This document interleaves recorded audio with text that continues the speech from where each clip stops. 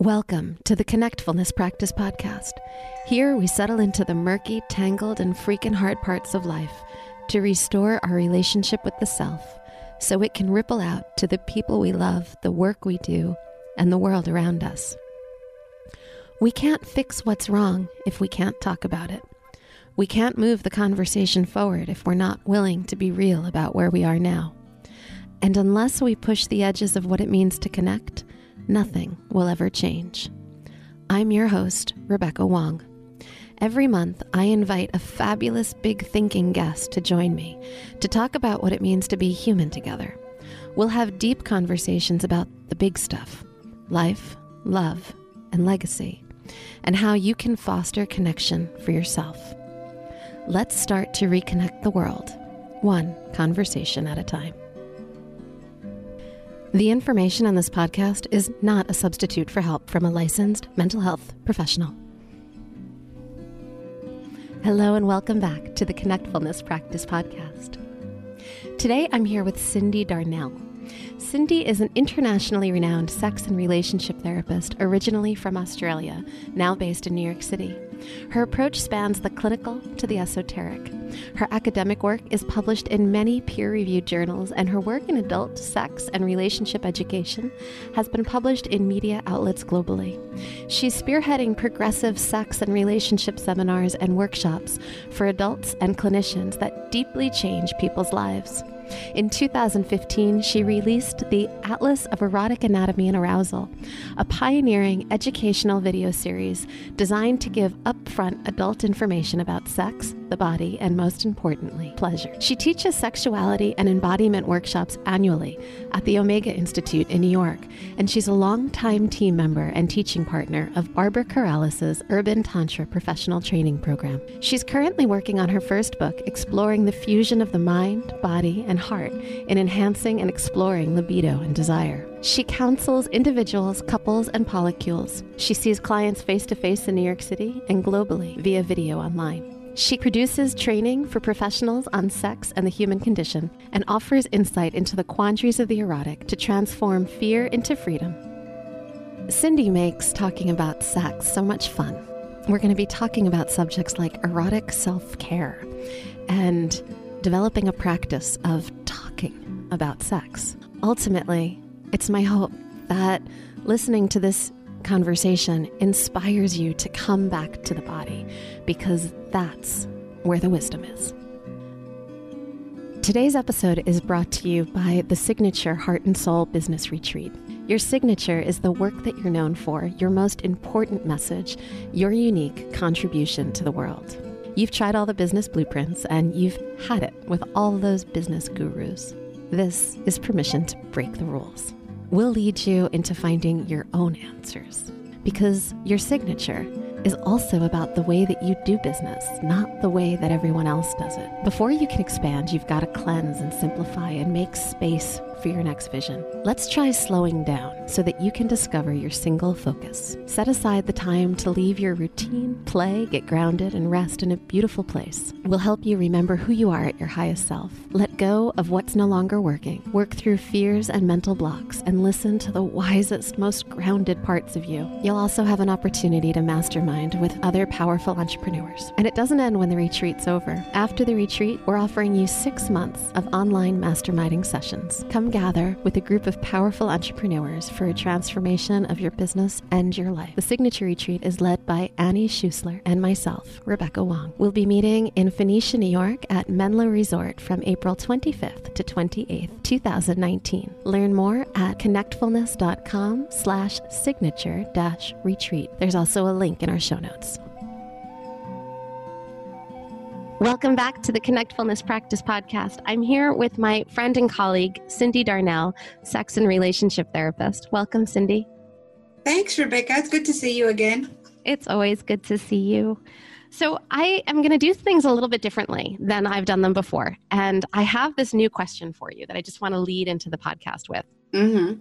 You know, I really believe that I'm kind of on a bit of a mission to change the world one conversation at a time with this podcast. And a lot of that for me comes down to what I'm calling a connectfulness practice. And I believe that every single one of us has the capacity to be leaders in developing some form of a practice that helps us get back to our truest selves and can help us all collectively on that same kind of path. Mm-hmm. And so if I were to ask you, if you were to lead a revolution, what would you be leading us in? My instant reflection on that question is about eliminating stigma from discussions of sex and pleasure. There is far too much stigma that derails conversations about sex and sexuality and why we do the things that we do, that stops us from being able to be honest with ourselves, be honest with our partners, be honest with the people around us, the people that matter. And instead, we feel like we need to kowtow to these social expectations, particularly around pleasure and eroticism, that are still dirty words in 2019. And my revolution is to change that fear that we have and transform it into freedom. I have goosebumps. I'm so glad. And transforming it into freedom. Yeah. Oh, God. Okay. That's my revolution right there. And this is like it's beyond sexual liberation, right? Because we're talking about reclaiming pleasure.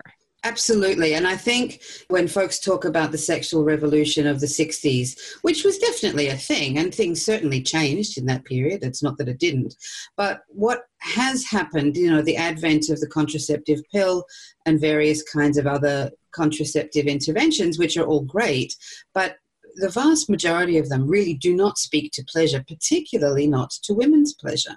So this is where I think part B of the sexual revolution needs to happen, that we have to give ourselves permission to recognize that sex is not something that we do solely for reproduction. In fact, it's something that we do for a lot of things except reproduction in the vast majority of cases. Of course, there are some who will not agree with that position, and that's fine. I don't need to be right.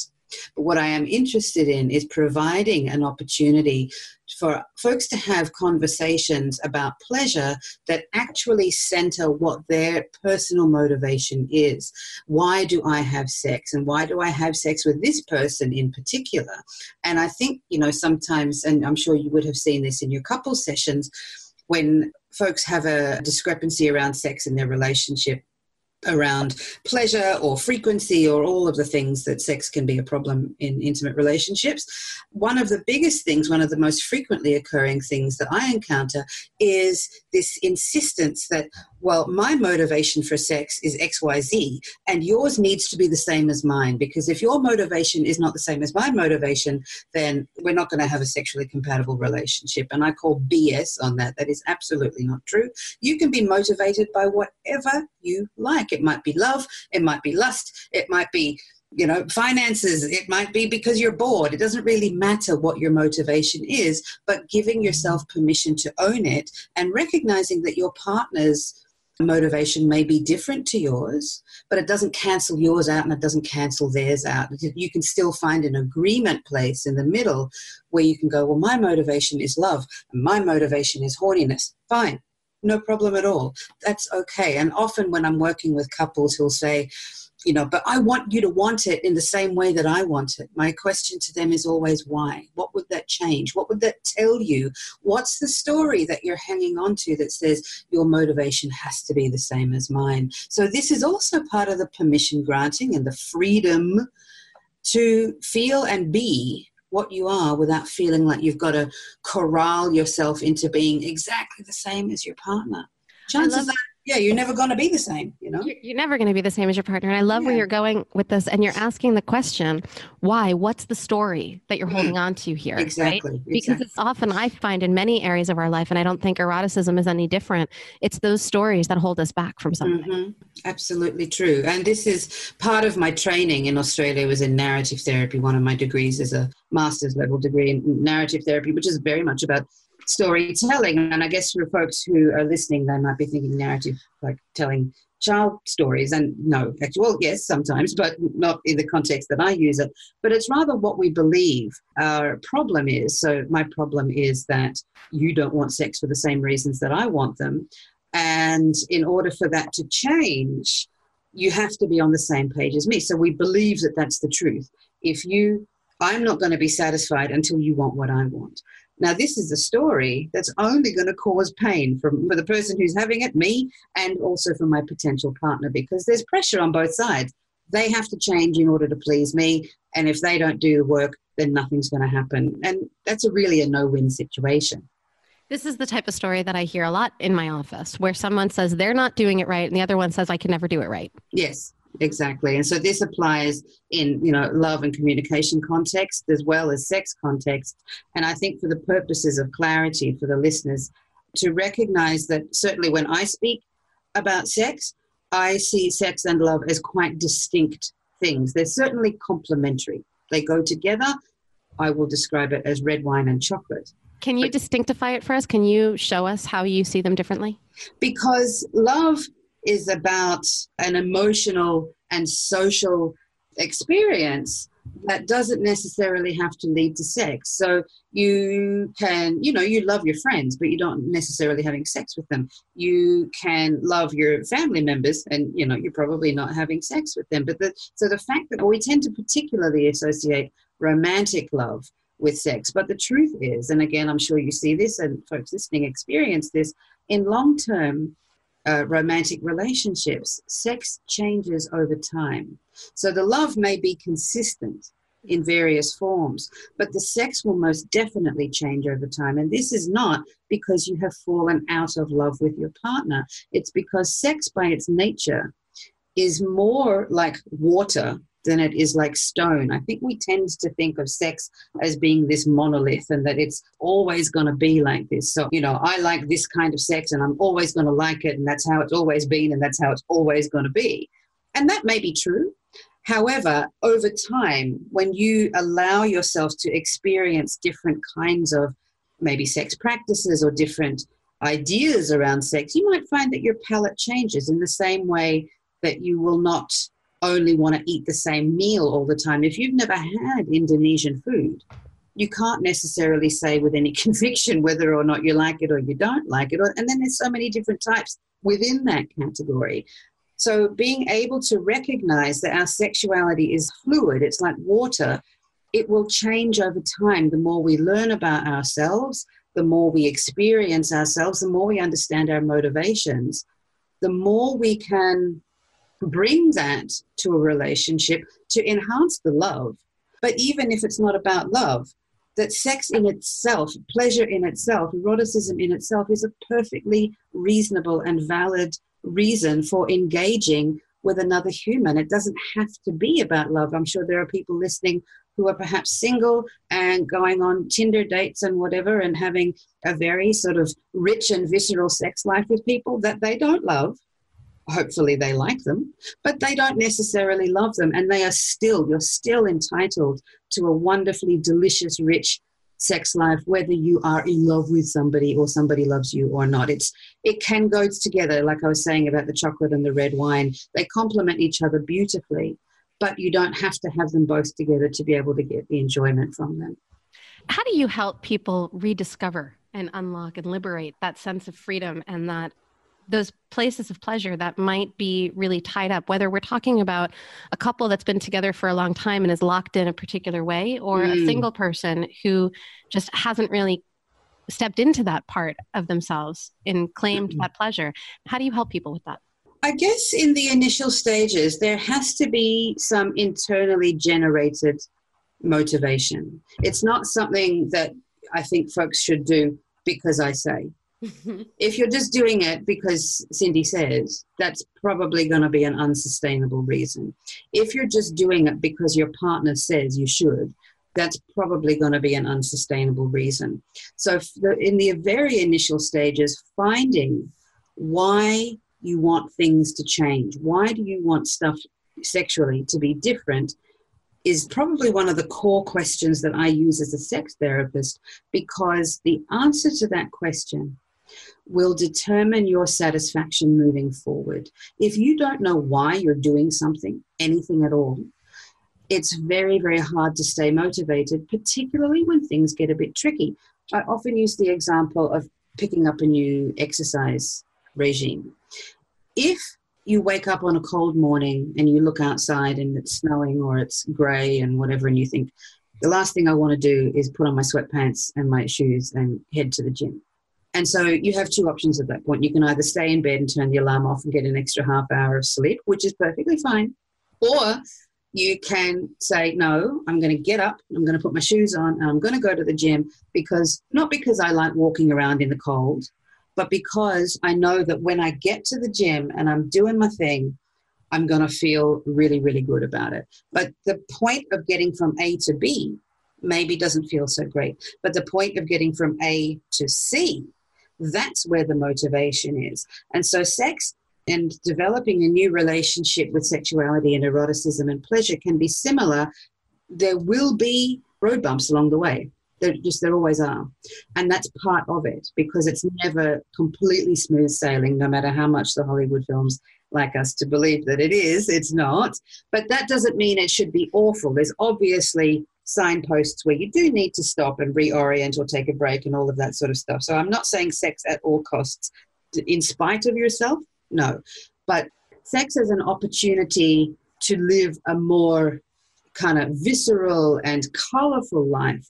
If that is calling you, if there is a part of you that resonates with what I'm saying, then you are probably more likely the people I am talking to. The people who are listening and thinking, no, not for me. I'm definitely the extra half hour in bed person at all costs. That's okay. And it's really about being able to ask yourself that, what do I want from my sex life? And if I'm genuinely okay with it being as it is, then that's absolutely fine. But if you have a calling that there is a little bit more, guess what? There definitely is. So. And that more, right? For those who haven't really tasted it yet and might be curious, that more, it's something of a sense of aliveness. It's an aliveness. It's a sense of coming home. People will often describe it as that.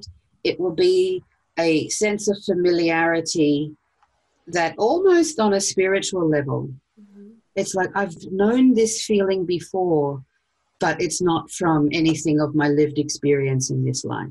Right. It's a sense of a lightness and a buoyancy, I think, that probably comes from very, very early childhood, before we had these stigmas and beliefs and judgments and values placed upon us, when we could just lie there on the bed or in the crib or whatever, and cooing and being in our total nakedness, not because it was sleazy or dirty or anything like that, but simply because it felt good and the people who saw us would smile. When was the last time you were able to lie on a bed completely naked and have somebody look at you and smile with no agenda other than to see the peace in your eyes? Mm-hmm. And not have a story in your head about what that means. Exactly. Yeah. And so that's that awakening. Yeah. And so if there are big misconceptions that you feel, and this is a tough one, I realize as I'm asking it, societally that we're carrying that are like a heavy weight over this work. What are those misconceptions? What are those false teachings or things that we just don't know or aren't asking about? I think the biggest one that seems to really derail people is that the body is inherently dangerous.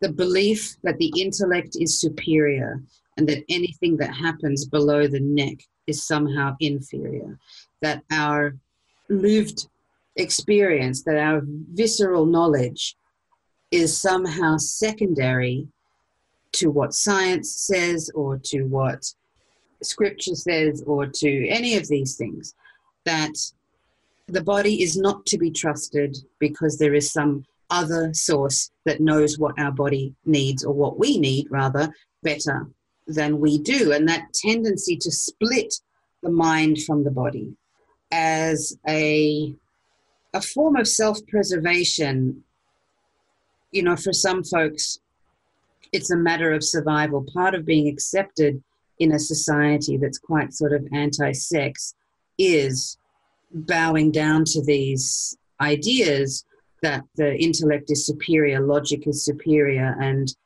in order to participate in that, we cut off from the body. So we stop checking in with our bodies. What do I need? And this is even true, when it comes to things like food, having a solely restrictive diet because we insist that our body remains at a certain weight, and we wouldn't dare allow ourselves to have some kind of candy or fried whatever because, the pleasure is that's just not acceptable, that we must maintain this regimen, or that we neglect our health, that, each time we go for a walk, our knee is aching or the ankle is aching, but we don't go and get it checked out because, it'll be all right. It's, you're just being a wimp, you'll get over it. Don't worry about it. These kinds of things.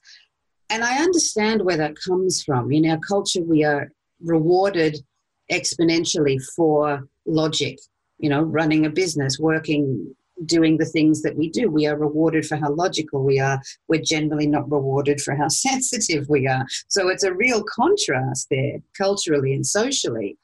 Yet what works in a business context, what works in a professional context, doesn't work in the bedroom. It just doesn't. And so when we don't have those resources, when we've spent our entire lives learning how to be logical and successful in a day-to-day sense, and we have spent absolutely no time or very little time learning how to manage the intricacies of, the wise body and the wise heart. And then we find ourselves in an intimate relationship or in a sexual encounter or something like that, and find that we have no skills, no resources, and everything goes upside down. And then we decide, I'm going to swear off dating. Dating's not for me, or sex is not for me, or I'm not going to bother with relationships, or, all men are horrible and all women are, manipulative, and blah, blah, blah. We know all these stories that people say. So in a lot of those cases, there are social problems that exist, and we'll probably talk about those soon enough. But also we need to look at how we participate in keeping some of these stories alive by cutting ourselves off from our own bodies, and how we participate in maintaining a system that rewards the mind over the body. Yes. I find it really interesting in my work with couples how often we're not able to just talk about our sensitivities, our feelings. Yeah. And then when we start merging in and talking more about sex in terms of how that relates to their lives, that's even harder. We go even more logical, right? And so I'm curious if we could take a few steps back and maybe could you walk us, the listeners, through how to reconnect the body, how to get the body back online. What kind of small steps can we take in our daily lives? Well, it's really about making a daily practice of tuning into the body. So some people do that through movement. They do it through yoga. They do it through exercise. It doesn't have to be anything nearly as organized. It can be turning on your favorite music and dancing around your living room for 15 minutes or even 10 minutes. For folks perhaps who have mobility issues, who can't move with as much ease, it can be something as simple as enjoying a bath or enjoying a shower and bringing a bit of mindfulness to it, bringing attention to the sensations of the water in your body. Also, taking it up a notch, really, masturbation is a really wonderful way to integrate erotic pleasure into your life if you're not doing it already. And this is something I often prescribe to my clients, whether they're in a relationship or not. I know some people feel that masturbation is akin to cheating if you're in a relationship, and for some people that is their story and that is their truth. I'm not here to bust that down, but for those who are not inclined to that story, masturbation, to me, I think is one of the ultimate forms of erotic self-care, because it keeps you in touch with what you like. And when you know what you like, it's much easier for you to express that to your partner instead of leaving your partner feeling like they don't know what they're doing, and you both kind of end up in this funk because nobody's talking about the elephant in the room. Being able to say, I like this and I like that, and giving feedback about different kinds of touch is really helpful. So getting in touch with the body can be anything from, allowing yourself to eat delicious food to maintaining health in whatever that means for you. It doesn't necessarily mean being a peak athlete. Eating good stuff, engaging in masturbation, engaging in sex with another person, prioritizing vacations, letting your body take a rest, making sure that you sleep, allowing yourself to feel what you're feeling without it having to launch into a battle that, where the inner critic or some version of that archetype gets in the way and says, oh, well, this project needs to be finished, and, you always leave things unfinished, or you always do this, or you never complete your work, and these kinds of stories that the inner critic tells us. In the initial stages, it's about recognizing that that's happening, and then moving from there into finding behaviors that are useful replacements. So when we catch ourselves in that internal dialogue, what might we do differently to put a circuit breaker into that and go, oh, gosh, I'm doing that again. I'm going to do this instead. So it is simply a matter of bringing our attention to it in the basic stages, but moving forward, the maintenance of that is where it starts to become a practice. Yeah. I love how you're talking about this practice. I jotted down some notes while you were talking, and I wrote down the words erotic self care. And I don't think I've ever combined those words necessarily before, especially in my own note taking. And this has my curiosity really piqued, because I think this is something that we don't talk about, that so many of us don't know about. And it's a place where our conversations with partners and our conversations, frankly, with ourselves are really lacking, because we don't know how to take care of ourselves erotically. Most of us don't even know what all of our erotic parts are. Exactly. That's exactly right. And a lot of that has to do with the stigma of talking about such things, because we don't learn how to do any of that from a young age. We tend to associate eroticism with adulthood, which I guess is true in that way. I think sexuality is something that is inherently present in children. And I know that makes people uncomfortable. But eroticism is quite a mature concept. I don't necessarily think that children are erotic beings in the sense of the way I use the term to describe adults, but they're certainly sexual beings. And what I mean by that is they have an awareness of their bodies, they have an awareness of pleasure, they have an awareness of sex conceptually. And they certainly, especially little children, do masturbate with abandon, not for there to be any kind of outcome. They're not necessarily seeking orgasm, but they're certainly pleasure-seeking machines, children.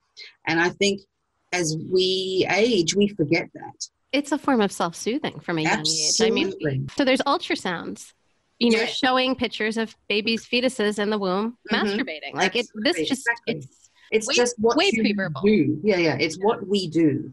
And the part of our culture, the part of our society that tries to stamp that out contributes to the emotional dis-ease that we experience in bringing eroticism into our lives as individuals and as lovers and as partners. And there is really no reason for it other than to adhere to a set of social values that we forget we have a choice in whether or not we participate in those, that we can choose to not do that. That doesn't mean that you should be throwing your sexuality around in the street, making other people uncomfortable. We still live in a consent culture. Well, mostly we're trying to. That determines that, sex happens on our terms, under our steam and in appropriate environments. So it's not a free-for-all.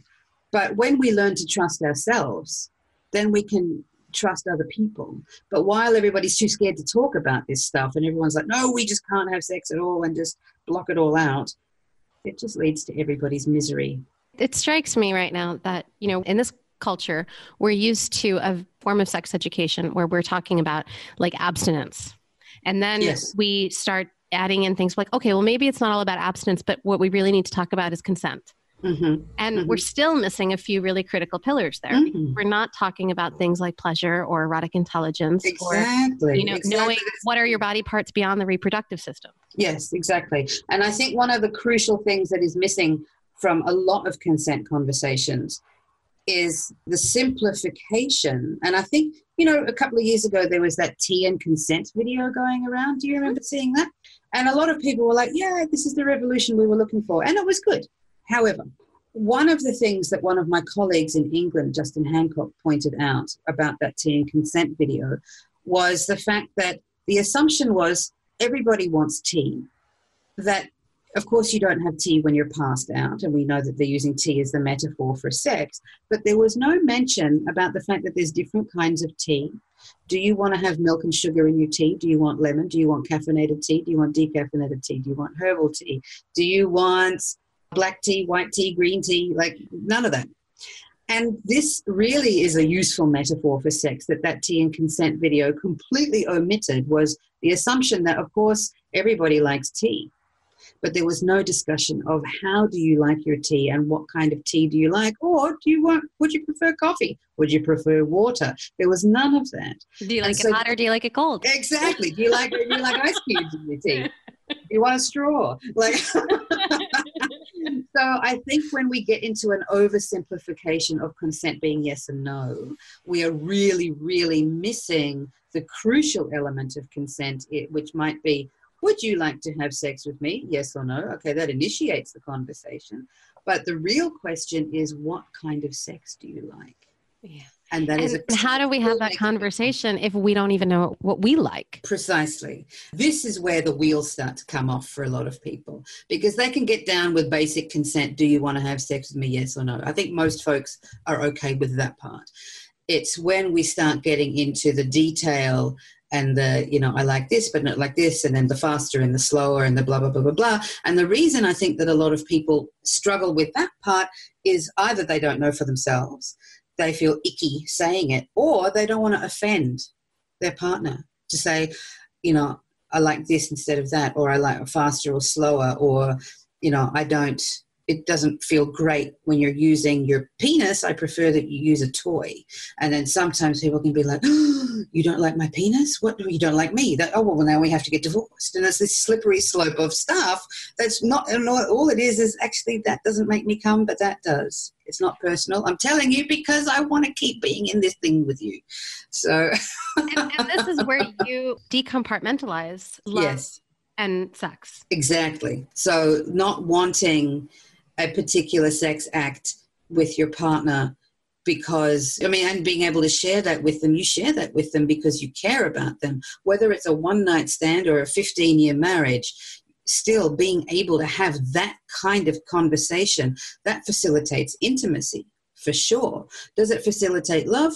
Maybe not. But it certainly facilitates consent. In a culture that's now talking about consent, that is the crucial element. I would like to see that level of discussion happening on mainstream television. We haven't got there yet in America. We haven't got there yet really actually in any country. But, that new Netflix show, Sex Education, they're having a very good go at that. I'm very impressed with that show. But this is the stuff, and this is what's happening in bedrooms all over the United States, all over Europe, all over Australia. Folks are not daring to broach the conversation that is the more detailed, textual, this is what I like, this is what I don't like, and it's not because I don't like you. But I believe, and this is where connectfulness, I think, comes back in. Mm-hmm. I think we don't know how to have those conversations. Yeah.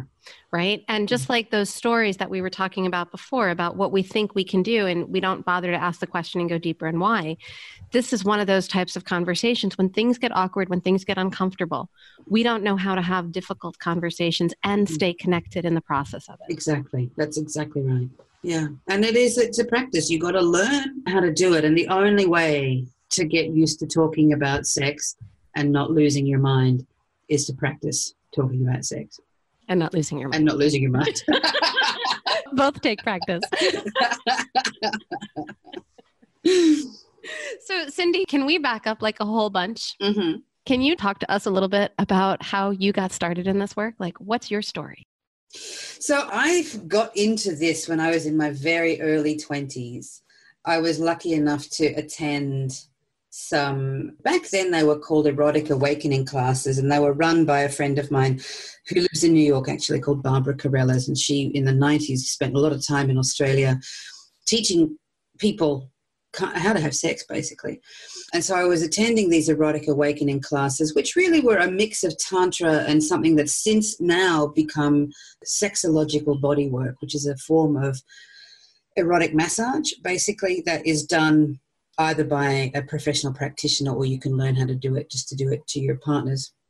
But it's a form of engaging with sex that combines body, mind, and spirit. in a way that, how many, 25 years later that I've been in this work, that I still have yet to find anything superior to that. So even though since then I've done clinical studies and written in academic journals, and I have all of those credentials too, my influence more than anything I've learned academically is always coming back to the body, come back to the body. That's where the wisdom is. And I think my own journey in this was like everybody else. I grew up in a culture that was kind of uncomfortable about sex. I didn't have a particularly religious upbringing, so I think I have a little bit of ease around that. I was never, the shame thing from religion didn't really integrate into my life too much. So that's something I think that does give me a slightly different perspective on things. But that said, I still grew up thinking that for women to enjoy sex, that they had to be in love, that you had to, that sex was something you gave to men. It wasn't something that you did for your own pleasure, and that you were only deserving of that if you were slim enough and pretty enough. So I still had all of those same narratives taught to me. And then I think through doing this kind of body work over the years, and then reading more about, you know, I'm getting a bit more clinical now, sort of post-structural theory about how we believe things, and particularly when it comes to sex and gender, that we believe that sex is this and we believe that gender is that, and how useful and not useful it is, and how scientists are still madly scrambling to try and find out and confirm that men are indeed from Mars and women are indeed from Venus, when everything in our lived experience tells us that that's not necessarily true. We still insist on that being true and finding ways to prove it, when really, you know, the truth is actually right in front of us if we bother to listen. And by listen, I mean listen to ourselves. And so many of my clients are like, well, how many times a week should we be having sex? And it's some sort of number that they've pulled out of an article on. As opposed to asking their body what they want. Exactly. Like, we should be having sex 2.7 times a week. And I'm like, well, you can do that if you want to, but is that what your body wants? And so in that, you know, my journey has been very much, you know, and something that I still practice now, something that I still have to tune into, and what do I want and how do I negotiate that with people, and also to, as I've got older, how that has changed things, that I'm not this, you know, spring chicken that I was, and how my relationship to my own body has changed and is changing now that I'm an older woman, and I see and work with a lot of younger women, and I hear their stories, and I remember being in that headspace. I remember having that experience myself, and also thinking, oh gosh, it gets so much easier, but you're not there yet. So carry on as you were, you know, and I got to hold myself back from telling them not to, oh God, don't worry about that. You're going to be fine. But, you know, the lived experience of young women is different to older women. And then I'm going to be older again, and that's going to be different again. But what is great about the information that younger women have access to now, that's very pro-pleasure, pro-woman, pro-body diversity, and all those fantastic things that I think can only have a good effect. But the truth is, having a positive and helpful relationship with sex is not something that you do once. It's ongoing, and it changes as you change through your life. I think it's probably also just worth noting that when we develop a positive relationship with sex, that ripples out. It doesn't just stop with us. It continues and touches all the people that we touch sexually, or the people that we know in sexual ways. It touches even sometimes our own parents and our own children. And, you know, in terms of what messages and stories we're reinforcing in the world. Exactly. And that's by giving ourselves permission to express sex and pleasure in helpful and consensual ways, we do by association give that permission to others. I love this. This is really delicious. Now, you have a lot of different ways that people can work with you. I know you have an event coming up at Omega Institute in New York. Yes, I do. On the 31st of May, it's a weekend workshop called Reclaiming the Sensual Body. And I often run workshops for all kinds of people. This one in particular is for women, trans and non-binary people. And it's particularly aimed at folks who notice that they had a relationship with their body where pleasure has been cut off.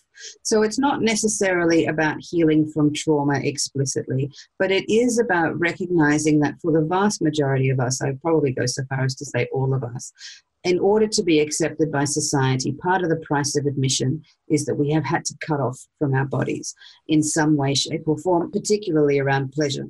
So this weekend workshop is an invitation to dive back into pleasure in a way that is created by ourselves in our own process, our own experience, and how we might find ways to then reintegrate sensation, pleasure, and perhaps eroticism, if that's your jam, into your life again after learning the tools that I'm going to share with the folks who attend on that weekend. May I ask you a question since you brought it up? Sure. What about the person who's experienced a lot of trauma? Would this be a good place for them to do some exploration? Not as a first port of work. What would be a good first port of work for them? Because I'm guessing that you need to see a trauma specialist. I would not go near sex therapy or any kind of sexuality workshop without having done a little bit of trauma healing work first, simply because without the resources to take care of yourself in that space, anything could get activated and triggered again, and that would be very unfortunate because it could set you back a little bit after some of the work that you've done. So it's really important to have a few, you don't need a lot of resources, but just a few of understanding that what your triggers are and how it manifests. Do you get a dry throat? Do you get an increased heart rate? Do you have flashbacks? Like, it is really different for each individual person. So you're really talking here about, in psychobabble, we might call this resourcing. Mm-hmm. It's how to notice what is triggering you and also how to bring yourself back to calm, how to do the self-care work that you need to do to come back to your center. And that once you have those skills in place, then something like this would be appropriate. Exactly. So attending this as a crisis intervention, definitely not. It's not. It'd be slightly too advanced for that. Yeah. But if you've been in individual therapy for a while with a trauma therapist and you have these resources built in, you know how to access them, that's a different story. Absolutely. That's a different story. And it's also, this is a workshop. It's an exploration. It's an opportunity to learn. So it's more educational than it is therapy. It might be therapeutic for sure. Like, hopefully there'll be some sort of healing that happens, but it's not designed to be therapy. It's designed to be experiential, educational, and fun. The emphasis is on reclaiming the sensuality of the body. The emphasis is on pleasure. It's not explicit. There's no nudity. There's no touch. There's none of that. It is completely a self-contained thing facilitated by me. And you will participate to whatever degree feels appropriate for you. And there will be graded options. If an activity feels a little too advanced, I'll provide options for folks at different levels. Sounds delicious. It's going to be great. And then for those that can't come work with you in person, you also have some great online offerings. Yes, I do. So folks can see me if they're in New York City. They can come and see me face-to-face in New York City. And I also work with clients around the world via video, via Zoom. So sometimes people think, but I need to have the face-to-face experience. The good thing about this sort of sex and relationships work that I do is that you don't necessarily need to be in the room. You can be, but it doesn't need to be. It's just as effective on video. So I am available to people all around the world through video. Also, intensive weekends, if you're passing through New York City, you can book me for a whole day for us to work very intensively, and then we can follow up with video after that. Or, depending on what's happening and where things are at, I will come to you. If that's something that you're interested in, that's an option also. And I have video courses online on my website. Folks probably are best to sign up to my newsletter to stay informed of the new offerings that are coming through. I currently have an educational video series called the Atlas of Erotic Anatomy and Arousal, which is just over 2.5 hours, is that 2 hours and 45 minutes, educational video series of erotic anatomy. And then people are thinking like, what? I already know about anatomy. I know how a baby is made. And I'm like, you know how a baby is made. You don't know anything about erotic anatomy. And so the difference is that I teach people how their bodies work from a pleasure perspective, not a reproduction perspective. So how it is that orgasms function, how it is, what happens during an orgasm, why some folks find them more easy than others. And there are 5 modules in the Atlas series covering the anatomy of the vulva, the anatomy of orgasm and female ejaculation, the anatomy of the penis, the anatomy of the butt, anal sex. And then the final module is an introduction to the basics of erotic massage. So how to pleasure somebody with your hands, basically. And that's a really useful resource for people who know very little about erotic anatomy, which is most people. And that erotic massage can also be used as self-massage, can't it? Yes, absolutely it can. It most definitely can. And it's also a good way to get a feel for me and my style, for folks to feel like they're having the experience of a one-to-one session. And you just watch the videos on your computer in the privacy of your wherever you are. So this is because it's just fundamental information that I think the vast majority of people are lacking. And there's really no need for it, again, other than stigma. That's the only reason they don't teach this information. So we're going to do our work to bust that stigma by sharing this episode. Cyndi, I know there's also a lot of other stuff that is coming in the future for you. I know you and I have been chatting a little bit about maybe doing something. We'll just leave that as a big something. Yes, a big something. Doing something. Something, right? And you have a lot of other things brewing. So the best way for people to really learn about what you have going on is to sign up for your newsletter. Yes, absolutely. Find that at your website, which is CyndiDarnell.com, CyndiDarnell.com. That's just my name. And you'll see the tab at the top, and actually I'll probably on all the pages, to sign up to my newsletter. That's the best way to keep in touch with me and any new offerings, any new workshops. And you can also read information about this different kind of individual and couple sessions that I offer and how to book. All of that information is on my website. People say to me that my website is one of the most comprehensive sex therapy websites in the world. And I reckon it is. It's very, very bulky. There's a lot of information on there. And it's a really useful resource for people to access. I find it to be very dense in a very good way. I get lost in your website. And I also just feel like I need to put it out there because I have been studying sex and relationship therapy for so long. And often when I'm studying sex, it's very dry. Ugh, so and dry. It's very not dry. It's very moist when I'm around. When you're around. Yes, it's a very interesting conversation. My tension is peaked. I'm much more invested in learning when I learn from you. And so, oh, that's lovely. I'm really glad to hear you say that. I mean, for me, it's my favorite topic in the world. And I want for other people to enjoy sex as much as I do. And not just in terms of orgasms. I mean, that's great. But for me, that's probably the least interesting thing about sex. I love the places that I can go to within myself. I love the places and the experiences I can create and co-facilitate for other people. And also, I guess that sex doesn't even have to be pants off. I think a lot of people kind of lose the gist of things because they think, well, sex has to be pants off, and because if it's not pants off, then it's not real sex. And it's like, where did that idea come from? Who told you that sex has to be pants off? It doesn't. Sex can be anything you want it to be. And sometimes, I mean, I think about having those really rich kind of belly laughs where you're laughing so hard that you can barely breathe and the tears are running down your face. Does that not feel like an orgasm sometimes? You know, and that's completely pants on. But even still, you know, when someone is in that kind of fit of hysterics in a public place, people still get uncomfortable. It's like, don't have too much fun. You need to, you know, take it down a notch, bring it down. Don't, you know, we are just so uncomfortable as a society with people experiencing pleasure, no matter what it is. Don't eat too much. Don't eat that. Don't laugh too much. And it's just not good, Rebecca. This is where I'm really grateful to have you as a leader of this revolution. And this exact topic, you know, bringing pleasure back to the body. This is something that I'm so glad to have this opportunity to talk to you about. Thank you so much. It's always a pleasure to talk to you about this. You're such a receptive audience. So I can't wait to hear what our listeners have to say today. I was going to say, I can't wait either. Yeah. The feedback's always very wonderful. Yeah.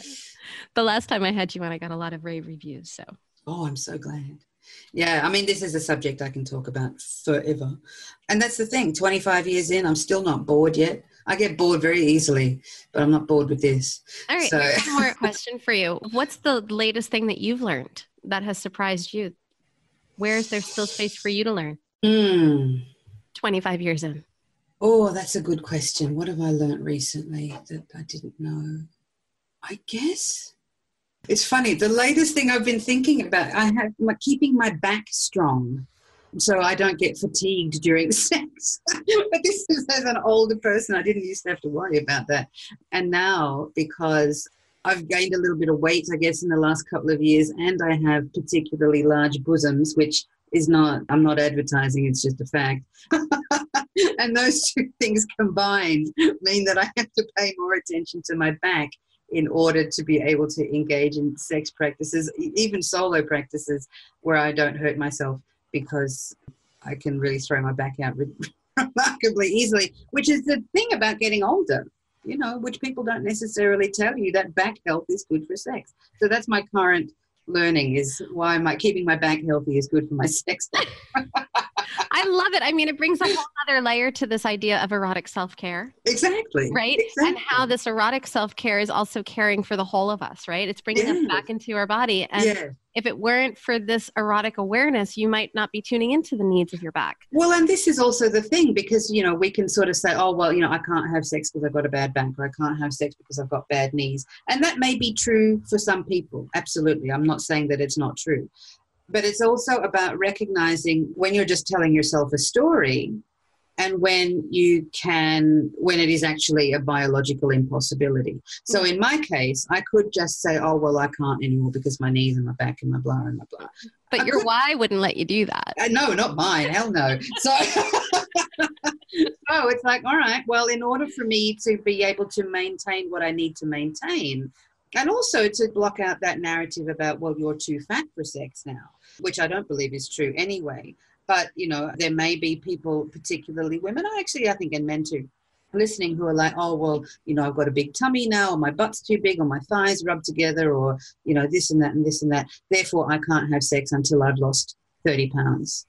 No, you can have sex at any size. In fact, for folks who are listening who are interested in that, my very dear friend Elle Chase has a book called Curvy Girl Sex, which is specifically about different kinds of sex positions for people of size, men and women. Even though it's called Curvy Girl Sex, it's actually curvy person sex.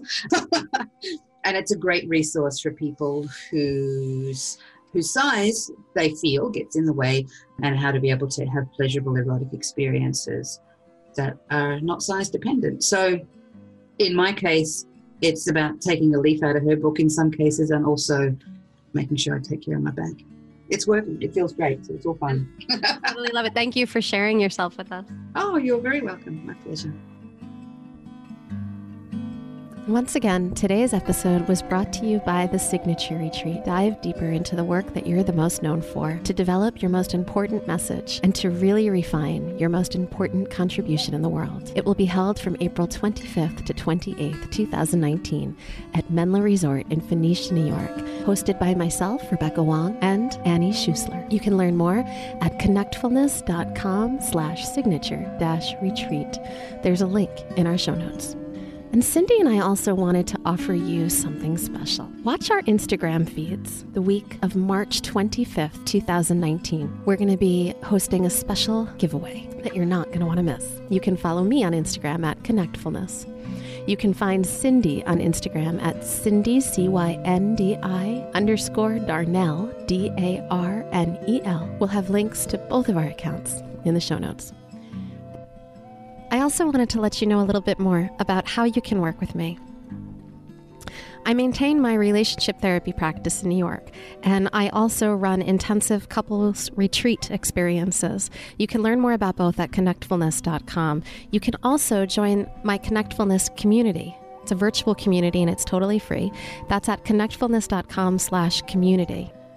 And if you're a therapist in private practice, then check out the Connectfulness Collective. Come root in with us over at connectfulness.com/collective. You can also follow us on Twitter, Instagram, and Facebook. A few extra little gratitudes. I'd like to thank Christy Hausler, my behind-the-scenes amazing podcasting team, Sarah and Chris Farris at Kidney Stone Studio for the delicious soundtrack music, Blue Rabbit Studios for the cover art, and please don't forget to subscribe, rate, and review the show on your favorite podcasting platform.